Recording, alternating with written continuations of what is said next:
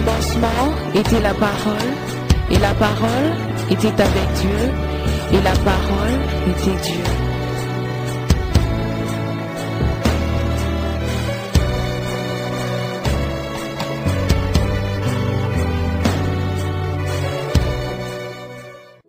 Voilà pourquoi est-ce que nous voulons laisser la place au messager de ce soir, en la personne de pasteur Mardoché, qui est déjà là. À un autre.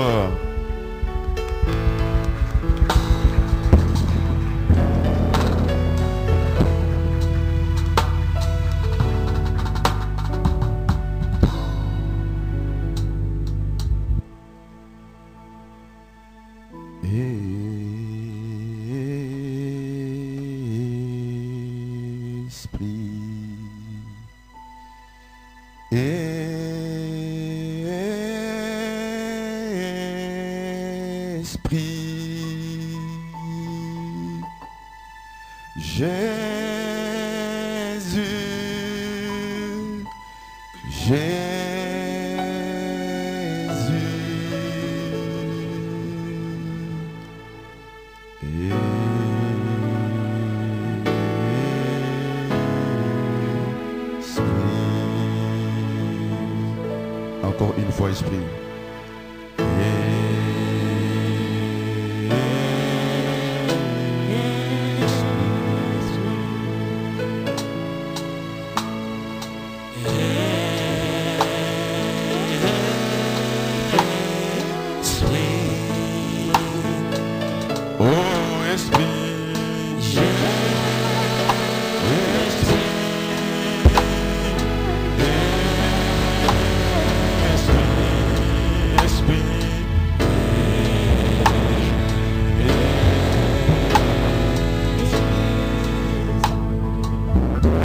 Saint-Esprit, tu es là au rendez-vous.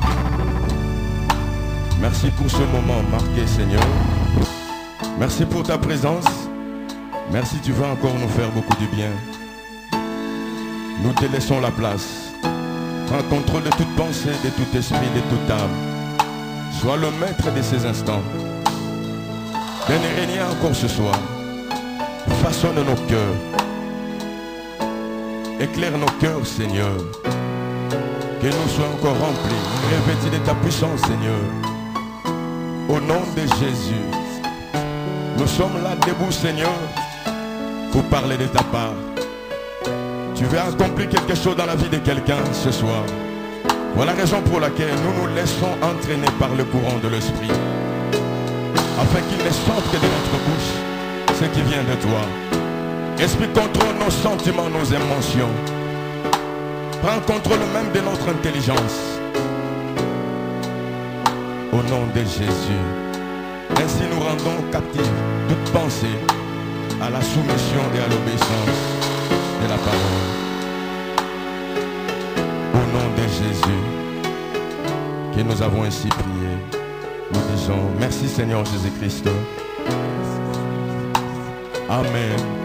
Est-ce que nous pouvons acclamer le Seigneur?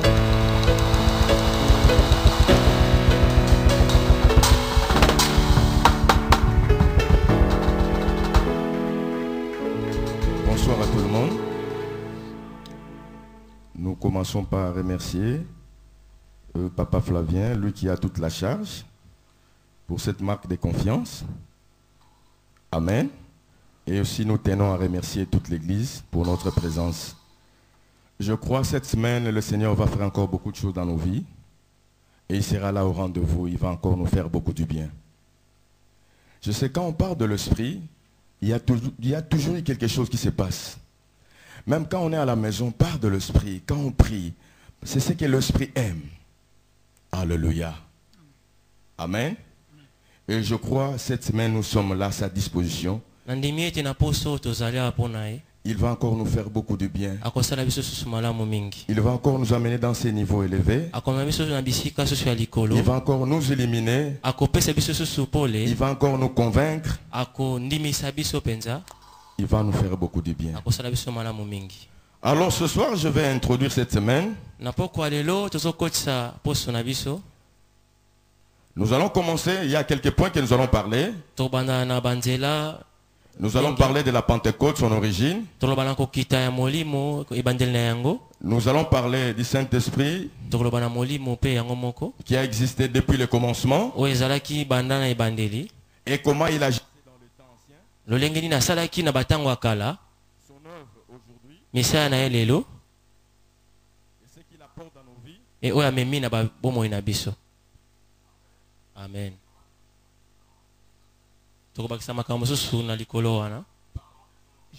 Jésus. C'est juste un aperçu. Nous voulons parler de la Pentecôte. Pentecôte signifie tout simplement 50e. Donc 50e. 50e. Chiffre 50. Et désigne la fête des semaines ou de la moisson.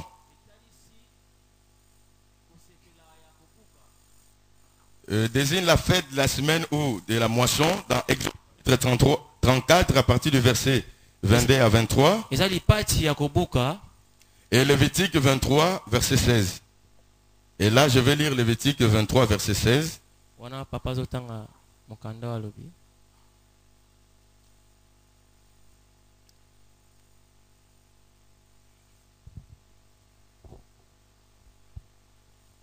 Lévitique 23 verset 16.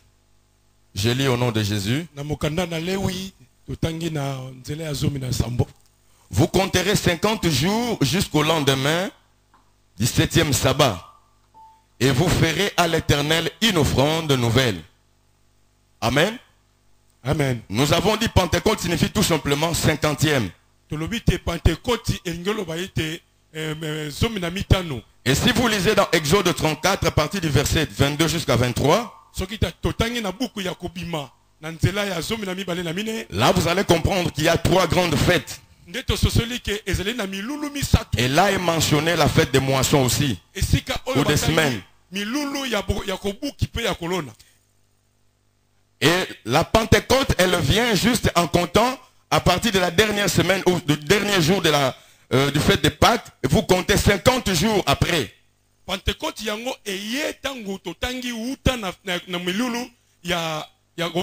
le 50e jour, là maintenant que nous commençons à la Pentecôte. Mais avant on ne parlait pas de Pentecôte. On parlait tout simplement de la fête des moissons ou des semaines. Et il fallait apporter une offrande par rapport à cette fête. Et c'était précisément entre le mois de mai et juin. Là vous allez lire aussi Lévitique 23, 15 à 23. Elle faisait partie des 3 fêtes annuelles pour lesquelles tout peuple devait se rassembler à Jérusalem. La célébration de cette fête comportait une offrande des prémices de la moisson. Parce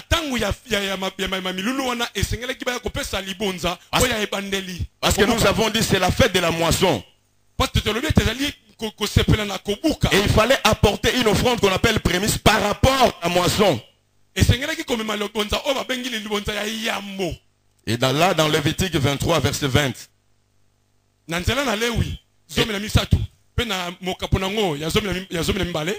Donc par rapport à cette fête, vous allez comprendre que les gens qui célébraient cette fête devaient apporter une offrande par rapport à la fête.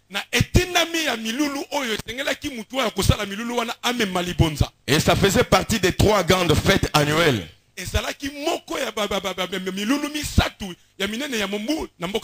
Voilà maintenant comment Dieu va faire pour que cette fête quitte une fête juive, devienne une fête chrétienne.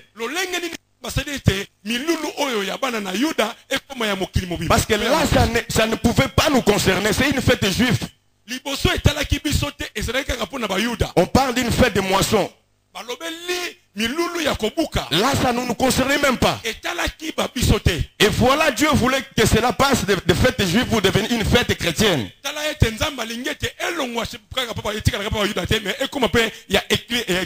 Et vous allez comprendre, bien aimé dans le Seigneur, dans le livre des Actes, chapitre 2, Quand on a parlé de l'effusion du Saint-Esprit, quand le Saint-Esprit est descendu, c'était probablement à cette même période, à cette même date. C'était pour remplacer la chose en question. Pour que cela quitte d'une fête juive à la fête chrétienne. Autrement, ce n'était qu'une image des choses à venir, où tous les chrétiens devraient célébrer cette grande fête chrétienne. Et à l'effusion du Saint-Esprit, les gens qui parlaient de nouvelles langues, les disciples eux-mêmes ne pouvaient pas comprendre. Et qu'est-ce que cela pouvait signifier?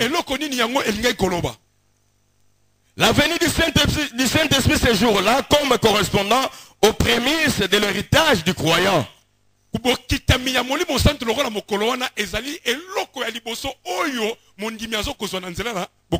Amen. C'était une prémisse. Parce que là on a compris, le croyant devait apporter, le peuple de Dieu, quand c'était une fête juive, devait apporter leurs prémices.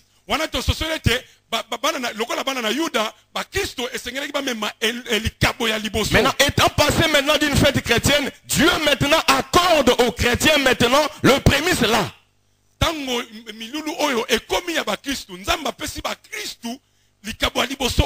Et par rapport au salut, c'est un héritage. C'est le premier héritage que Dieu donne aux chrétiens. Pour remplacer l'image de ces prémices-là. Voilà le premier héritage que nous avons reçu de Dieu sur l'esprit. Pour marquer la différence. Pour marquer un saut en nous. Que nous lui appartenons. Et non seulement un saut, mais c'est aussi un gage. Les gages de notre héritage pour la rédemption. Le Saint-Esprit est le gage de notre héritage. Un gage, c'est une garantie.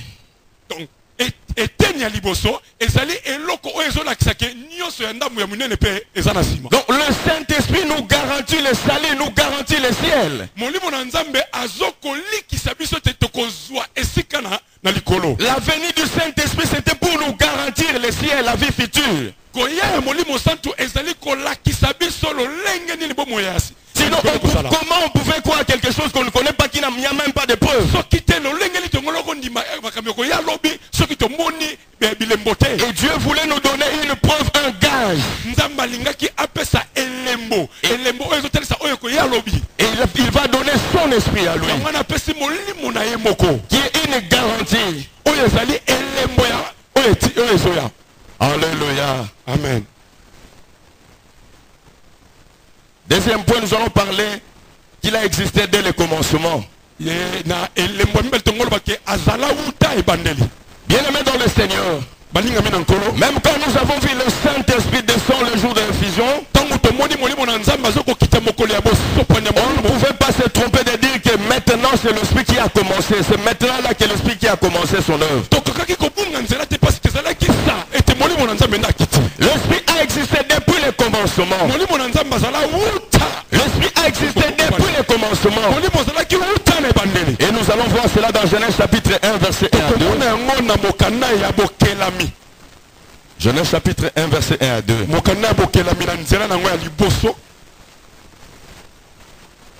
Je lis au nom de Jésus. Au commencement, Dieu créa les cieux et la terre. La terre était informe et vide. Il y avait des ténèbres à la surface de l'abîme. Et l'Esprit de Dieu se mouvait au-dessus des eaux. Nous voyons la présence du Saint-Esprit dans la création.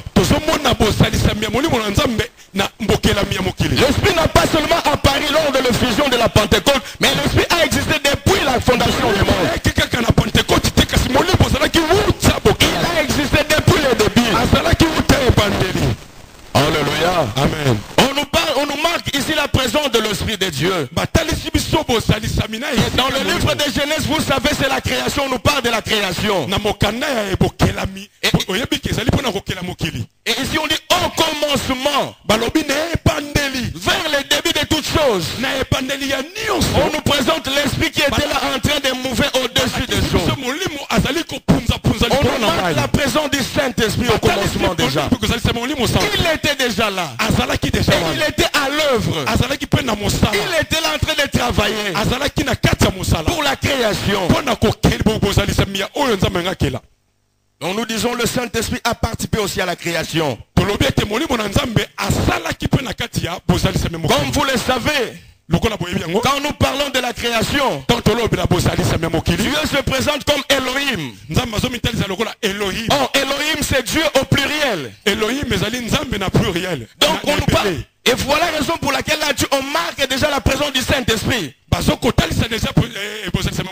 Même l'Esprit de Dieu était à la création, il a participé à la création. Elohim, Dieu au pluriel, donc il a participé. Voilà la raison pour laquelle la Bible dit, Dieu dira, faisons l'homme à notre image. Autrement dit, l'Esprit a participé à la création. Amen. Amen. Troisième point, comment il agissait? Bien-aimé dans le Seigneur, puisque l'Esprit qui déjà existait, il travaillait aussi. Il travaillait dans la vie des gens. Mais regardez comment il travaillait. L'Esprit n'habitait pas aux gens. Mais il venait saisir les gens. Alléluia. Amen. L'Esprit n'habitait pas aux gens. Mais il venait saisir les gens. Et pourquoi il venait saisir les gens? C'est pour le rendre capable d'accomplir une tâche donnée. Dieu qui peut donner une recommandation à quelqu'un, soit une mission. La personne n'est pas en mesure d'accomplir cela par ses efforts.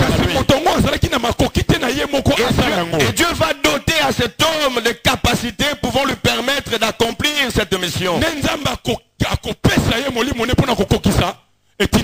Voilà la raison pour laquelle, quand il s'agirait maintenant d'accomplir cette tâche, l'Esprit venait saisir la personne, la personne capable par rapport à la mission. Amen. Amen. L'Esprit est déjà fonctionnel. Et nous avons dit l'Esprit n'habite Jean. Il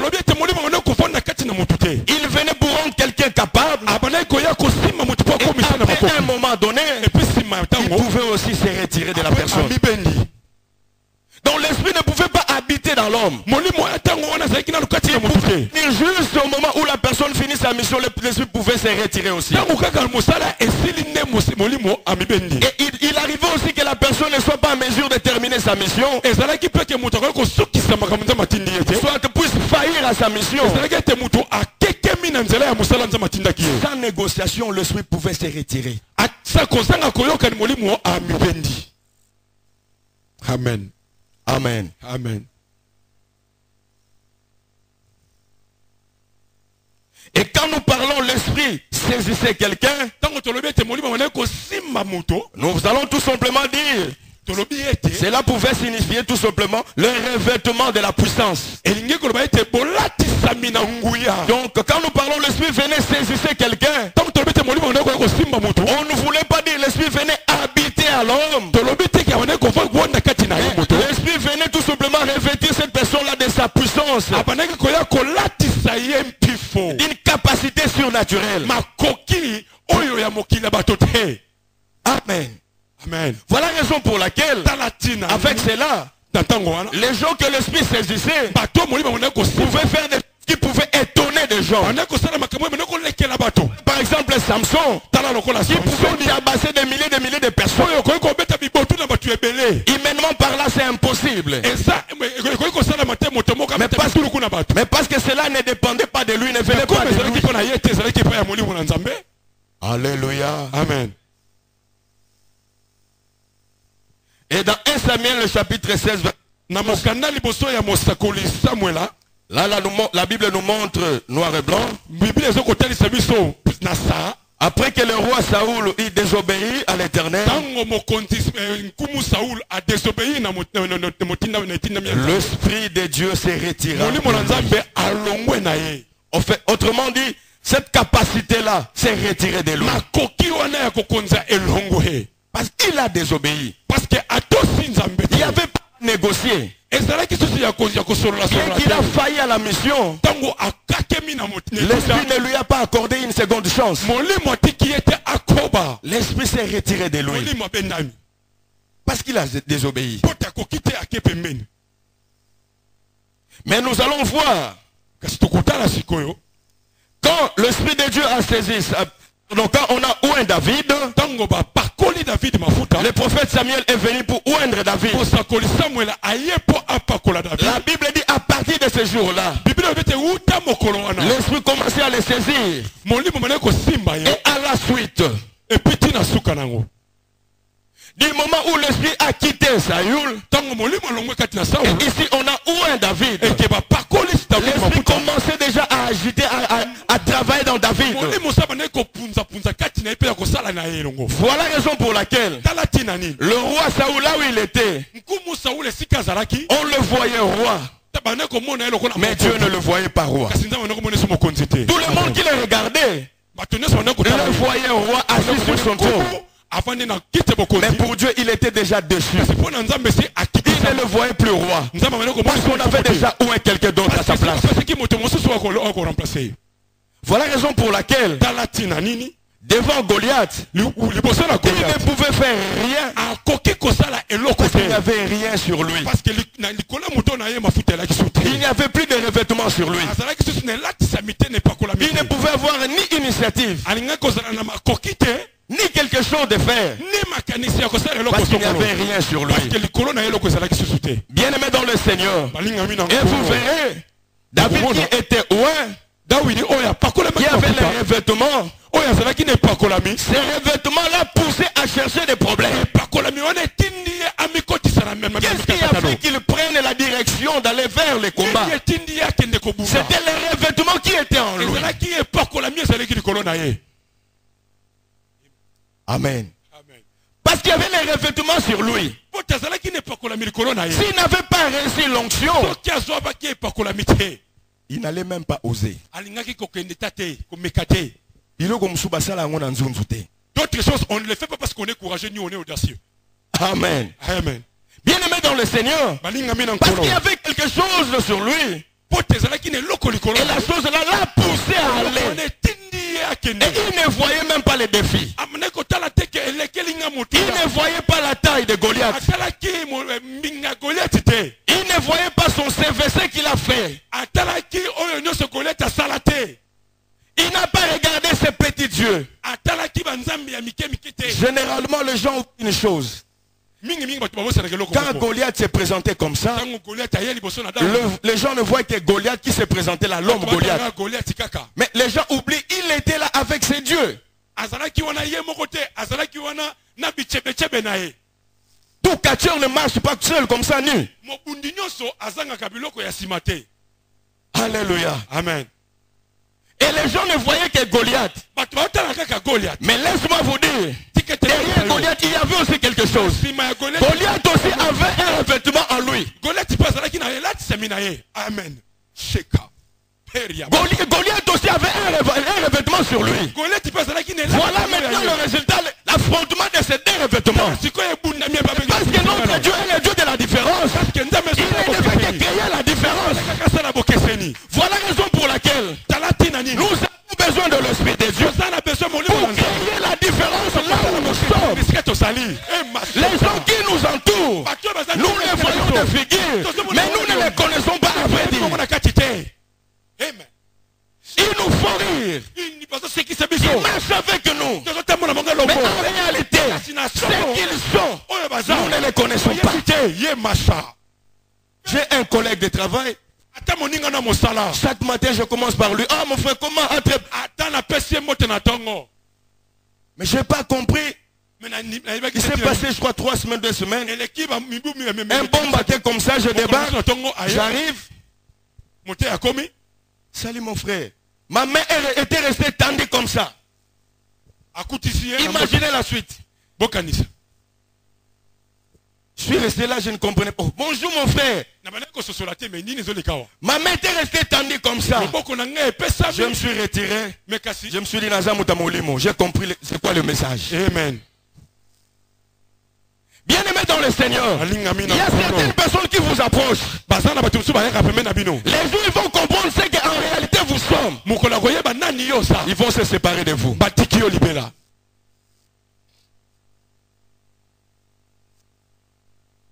J'ai mon oncle qui était amené à une autorité de ce pays avant qu'il devienne autorité. Ils étaient là des bons amis. Des bons amis. Après un moment donné, quand on l'a devenu autorité, il est allé le chercher et commencer à parler. Il a posé une question. Depuis tout ce temps, quand tu travaillais là, tu étais dans quel côté, dans quelle loge? Quand tu avais des véhicules, des maisons. Il dit non, moi j'appartiens à Christ. Et d'ailleurs, je ne vois pas pourquoi aller chercher ces loges-là. Je vois ça éphémère. Nous allons tout laisser sur cette terre. Je n'ai surtout pas intérêt d'aller m'engager dans un loge quelconque. Frère, Kobanda, Kozero, Nebetama, Amitié Katana. Depuis le jour où ils en ont parlé, quand il appelle, il ne décroche plus. Sokabengi, votre correspondant est soit endormi, soit en train de prier. L'affrontement des revêtements. Généralement, quand nous lisons l'histoire, on se dit, on voit tout simplement Goliath. Mais Goliath n'était pas nu. Et vous ce soir, avez-vous quel revêtement? Alléluia. Amen. Bien aimé dans le Seigneur, à cause du revêtement qui était sur David, il ne pouvait ni voir la taille de Goliath, ni chercher qu'est-ce que cet homme a fait. S'entraîne-t-il? Regardez cela. Il était confiant en son Dieu. Il y avait le Dieu qui agissait en lui. Il était capable de terrasser Goliath. Voilà la raison pour laquelle David a fait de ses combats, non pas son combat à lui, mais le combat de l'Éternel. Il savait celui qui l'a revêti. Il savait la chose qu'il possédait. Qu'est-ce que vous possédez? Qu'est-ce que vous savez? Ce que vous avez déterminera votre force. Amen. Alléluia. Amen. Il y a des défis devant vous. Mais comment allez-vous avancer devant ces défis? Vous osez affronter. Aussi longtemps que vous ne savez pas qu'est-ce qu'il y a en vous. Voilà la raison pour laquelle on ne peut que se retirer. On ne peut que se retirer. Vous ne savez pas la taille de la grâce qui est en vous. Les potentialités qui sont en vous. Le puissant qui habite en vous. La profondeur de ce Dieu qui est vous savez. Du moment où vous-même vous ignorez cela, l'ennemi a révélé Oyosa.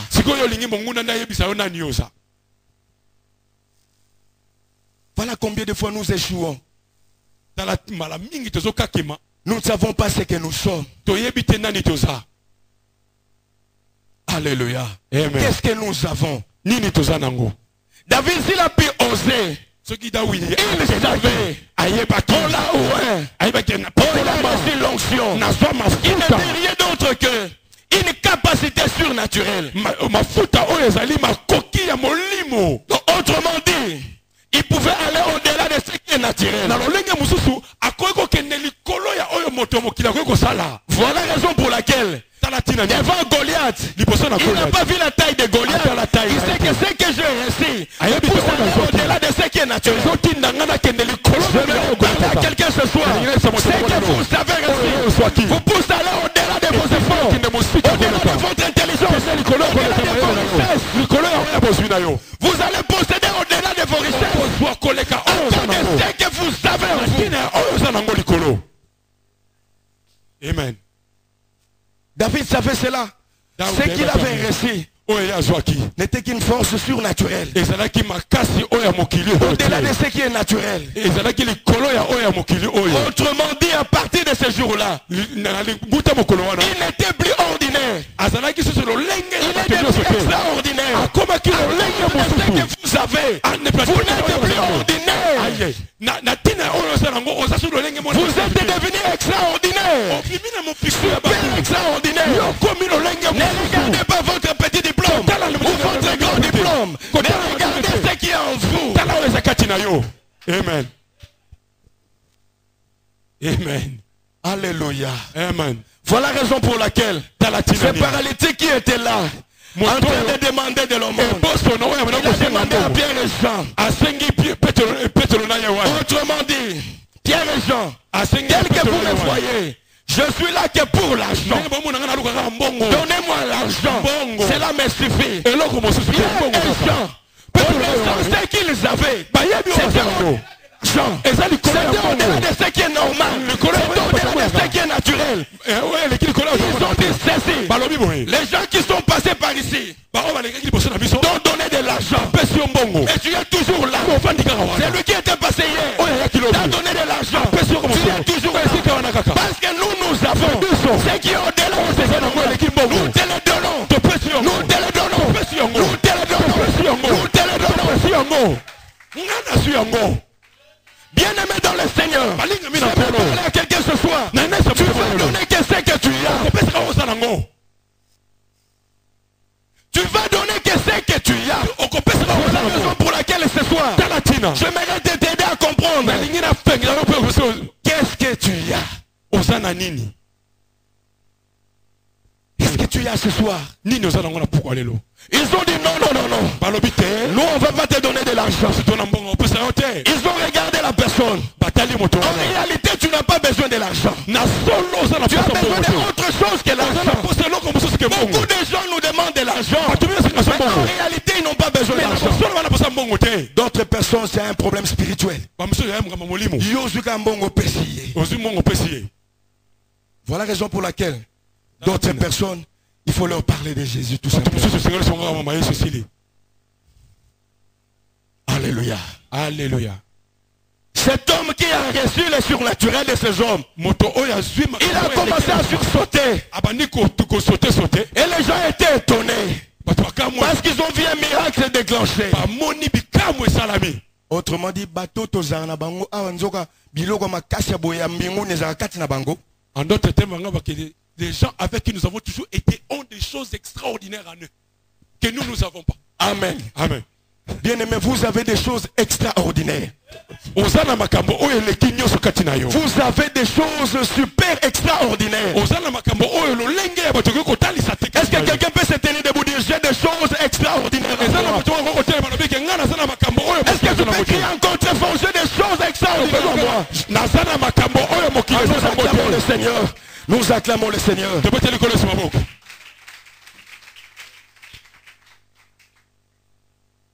Bien-aimé dans le Seigneur, voilà la raison pour laquelle c'est tellement important que nous puissions comprendre qu'est-ce que nous savons, qu'est-ce que nous possédons.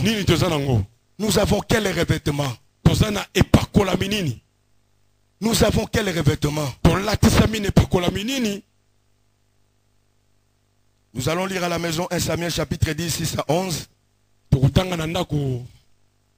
1 Samuel 10, 6 à 11, des Chroniques 14, Ésaïe 11, 2, 2 Samuel 23, 2. Quatrième point. Pardon? Non. Continuez, papa. 1 Samuel 10, 6 à 11, des Chroniques 20, 14, Ésaïe 11, 2. 2 Samuel 23, 2. Amen. Amen. Quatrième point. Son œuvre.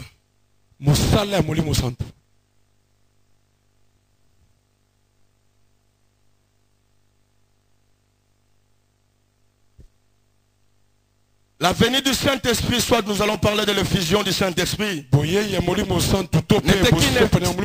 n'était qu'une promesse.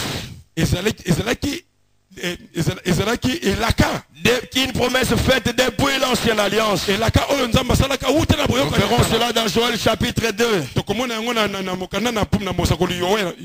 Esaïe aussi l'a parlé. Et quand le Seigneur a commencé sa mission, il va leur présenter aussi aux disciples. Il va présenter la même mission aux disciples. Il leur dira c'est une promesse du Père dans Luc 11:13. Dans Luc 11:13. C'est une promesse du Père, une promesse du Père. Et dans Acte 1, 4 à 8, il leur répète ce que le Père a promis. Ce que je vous ai annoncé. Et dans Luc 24, 49, même quand Christ voulait retourner au ciel, va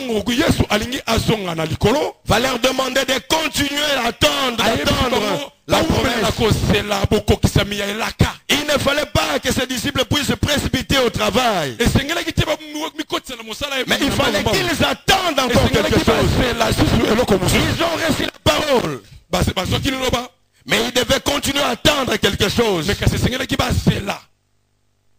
Et nous disons, non seulement les disciples avaient besoin du Saint-Esprit par rapport à la mission qu'ils attendaient, qui était celui d'annoncer l'évangile, d'être des vrais témoins de Christ, de témoigner avec audace, avec beaucoup de risques, sans reculer, vu le contexte où ils étaient. Ces disciples qui devaient être de vrais pionniers et accepter même d'être de martyrs. Mais ils avaient besoin du Saint-Esprit pour que l'Esprit puisse aussi les enseigner. Bien-aimés dans le Seigneur, dans le livre des Actes, les disciples étaient là en train d'attendre la venue du Saint-Esprit. Et pourquoi ils devaient attendre? Ils ont reçu la parole. Ils ont reçu toute la connaissance. Mais ils étaient déjà prêts à affronter la foule, la masse. Mais le Seigneur leur dira, il est hyper important que vous puissiez attendre. En dehors de ce que vous avez reçu, il vous reste encore quelque chose. Vous avez besoin des revêtements de la plénitude. Alléluia. Amen. Et voilà la raison pour laquelle la Bible dit dans Actes chapitre 1:4, comme il s'est trouvé, il leur recommanda de ne pas s'éloigner de Jérusalem, mais d'attendre ce que le Père avait promis. Ce que je vous ai annoncé, leur dit-il. Car Jean a baptisé d'eau, mais vous dans peu de jours, vous serez baptisés du Saint-Esprit. Amen. Amen. Et nous venons dans le livre de Actes chapitre 2. Qu'est-ce qui va se passer quand il y a effusion du Saint-Esprit? Les apôtres n'ont pas précipité d'aller au travail à la moisson. Ils se sont soumis en train d'attendre la venue du Saint-Esprit, en train d'intercéder des prières à la chambre haute. Et quand l'Esprit est descendu sur eux, l'Esprit était descendu pour le rendre capable d'annoncer, pour les donner la capacité. Et ce jour-là, quand l'Esprit est descendu, ils ont commencé à parler de nouvelles langues. Ils ont commencé à parler de merveilles de Dieu. Il y avait des langues qu'eux-mêmes ne pouvaient pas comprendre. Ils parlaient les langues des hommes et les langues des hommes. Voilà une raison pour laquelle ne vous étonnez pas un jour, vous êtes là en train de parler en langue, vous parlez le Chiluba, vous parlez le Swahili, vous parlez le Tetela, vous parlez le Nyanga. Alléluia. Il parlait les langues des anges et les langues des hommes. Mais il parlait le merveille de Dieu. Et les gens qui étaient là en train de passer, ils regardaient. Mais ces gens sont devenus fous comment? Ils ont bu à cette heure. Ah, ce sont de vrais ivres. À cette heure,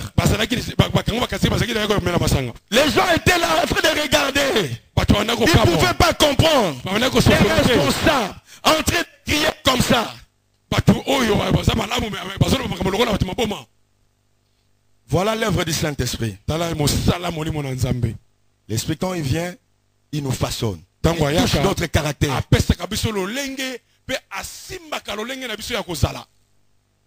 Pierre, c'est lui-ci qui pouvait régner facilement Christ. Ce jour-là, il est sorti devant une foule. Il a commencé à parler. Il a commencé à parler avec détermination, avec conviction. Il parlait jusqu'au finish. 3000 âmes. L'église a commencé. Voilà ce que l'Esprit amène. L'Esprit nous façonne, touche même notre caractère. Pour certains, il les rend même bavards. Mais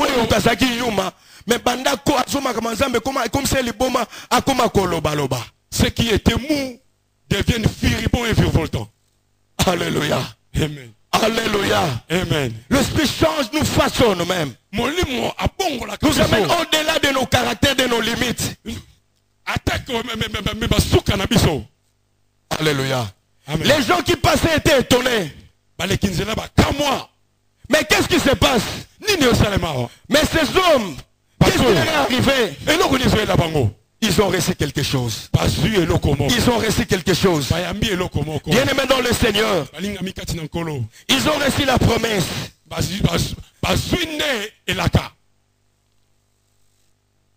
Pierre, qui était un peureux, ces jours-là, il a commencé à témoigner. Il a commencé à parler de Christ. Sans frontières. Sans limite. Oh, j'ai compris encore. C'est la vallée de la peine qu'il puisse continuer à parler. Si cet homme pouvait changer facilement de nature, c'est la vallée de la peine qu'ils attendent toujours. Et voilà la raison pour laquelle, bien aimé le Seigneur, l'Esprit peut aussi vous changer, vous façonner. Peut toucher aussi votre caractère. Peut toucher aussi votre caractère. Il y a de ces hommes de Dieu qui ne pouvaient pas se tenir devant les gens comme ça. Ils n'ont jamais été même chef de classe. Ils n'ont jamais été même CP quelque part. Alléluia. Quand on choisissait des CP ou des chefs de classe, ils pouvaient dormir, faire semblant pour qu'on les choisisse. Mais regardez maintenant l'œuvre qu'il a reçue, le travail qu'il a reçu. C'est de se tenir devant les gens, de parler aux gens. Non seulement de parler aux gens, mais de persuader ces gens, de les convaincre. Amen. Alléluia. Amen. Non seulement de parler aux gens, mais de les convaincre aussi. Parce que parler et convaincre, c'est des choses différentes. Et cela n'est possible que par l'Esprit de Dieu. Voilà ce que l'Esprit a fait en nous dans nos vies. Il touche notre caractère. Il touche notre façon d'être. L'Esprit nous illumine. L'Esprit nous enseigne. Nous avons besoin de l'Esprit pour que l'Esprit puisse nous enseigner. Bien-aimé dans le Seigneur, je me réfutais par là. Mon temps est tellement épuisé. Nous avons besoin de l'Esprit. Et moi je crois cette semaine que l'Esprit va toucher même notre caractère. L'Esprit va toucher même notre caractère, même notre façon d'être.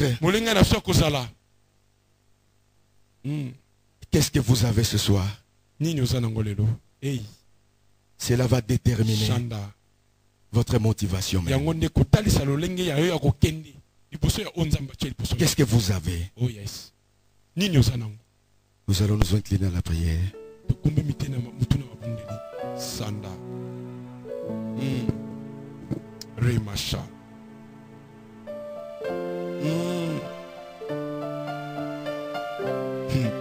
Yenda Shata. Nous allons lancer un appel à trois types de personnes. Batumi Sato. Il y a les boston à Sobenga Bato et Bayebike à Yebelo Kwasanangote. Oyebini Nozanangote. Tamso Zalokolanga. Jésus. Nakanisa kate classe nangande yangone nazanango. Jésus. Menzamba yokotali sanga yangote. Oyebi eloko kozanangote. Nakosengo tele mosenga nzambe. A révélo na zembo nzela molimo santu ninyo ngozanango. Ya mi baleza na ba o bazana eloko. Bazalaki nango me babungisa. Ozalaki na likabo moko oye. Mobungisa. Tangu supona kobanga. Obonai ko mona, obonai ko yoka, bandoto obungisa. Ozalaki mutu oyo bato bako senga mingi conseil. Mais comme on se va pour me belo tika. Si tu es là, tu peux t'élever, on prie ensemble. Troisième catégorie ya bato. Eza ba oba yebi nini bazanango. Tika na yebisa yo. Makabo ya nzambe ezalaka infini lokola ye moko. Ozana don. Mais donc on les a limités. L'occasion fait ça au bas de Samosundelo. L'onction sans limite, Bibelobi. Tant soit bon lamba galette. Tant soit bon tumba kamundele. Tant soit bon coma. Tant soit bon concevoir. Et ça ma capacité. Nino Zanango.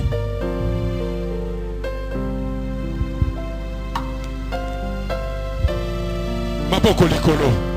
Maboko na yo likolo. Selon que la kao za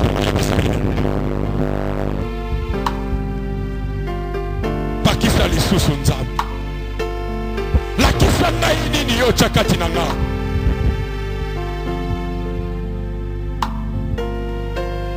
Pierre kanisa kikaza makasi kotako kanga ba poisson. Nzoka nde dombo ko kati na ye ya koloba batu ezalaki kati na ye. David alakisaki bato ya koboko la bibwele sima nango bamoni likabo ya koyemba mais après ya kokonza bibi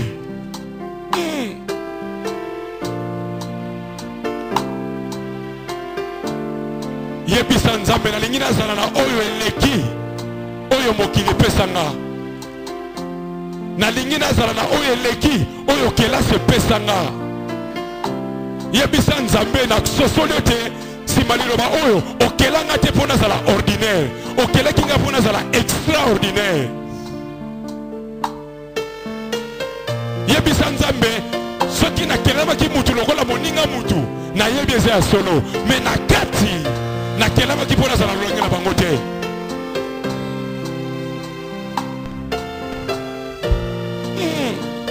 yebisa ye seke peria kamana marobaba. Yes.